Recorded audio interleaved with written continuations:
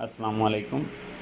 आप सर्कल के diameter, radius और इसी तरह उसके एरिया वगैरह के बारे में आप जानते होंगे। आज जो है वो हम सर्कल थ्योरम के बारे में पढ़ते हैं और उसमें जो एंगल्स वगैरह हैं, ठीक है, उनके बारे में हम आज इस लेक्चर में डिस्कस करते हैं। तो सबसे पहली जो प्रॉपर्टी है सर्कल थ्योरम की वो लिखी हुई है, central angle is twice the angle at circumferences. मतलब ये जो एक्स है इसका अगर डबल किया जाए तो ये सेंट्रल एंगल आएगा, यानी कि सेंट्रल एंगल ट्वाइस है एक्स के। सेंट्रल एंगल जो है वो ट्वाइस है, ये जो सर्कमफ्रेंसेस का एंगल है एक्स है, इससे ये ट्वाइस है, ठीक है। तो आइए हम इसकी कुछ एग्जांपल देखते हैं। जैसे अगर आप लेते हैं y इज़ इक्वल टू 4 आपके पास है, ठीक है, तो ये ट्वाइस है। तो अगर इसका हम अगर x फाइंड करना हो तो x फिर आपके पास 2 आएगा, ठीक है, क्योंकि ये एंगल ट्वाइस होता है। इसी तरह अगर x 3 है आपके पास तो उसका अगर हम डबल कर लेंगे, क्योंकि ये एंगल ट्वाइस होता है, तो इसका अगर हम डबल करेंगे तो हमारे पास ये y आ जाएगा। तो x 3 है तो इसका अगर हम डबल करें तो y हमारे पास फिर 6 आ जाएगा, ठीक है।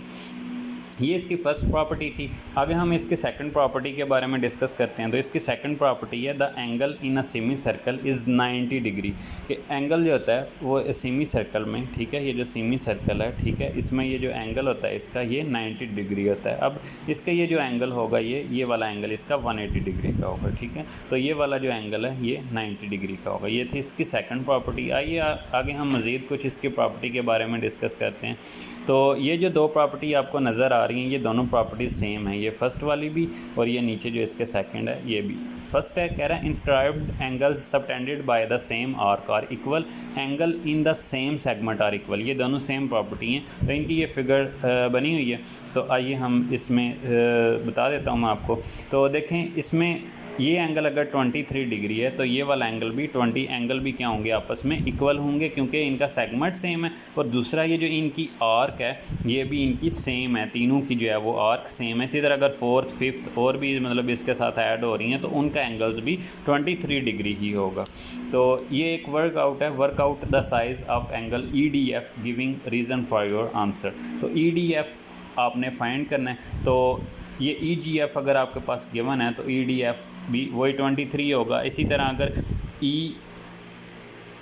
कोई भी वो नाम दे देता है, EAF वो नाम दे देता है, तो ये FA जो होगा ये भी आपके पास एंगल 23 डिग्री ही होगा। मतलब जितने भी इधर एंगल आते जाएंगे आपके पास वो 23 डिग्री ही के ही आएंगे।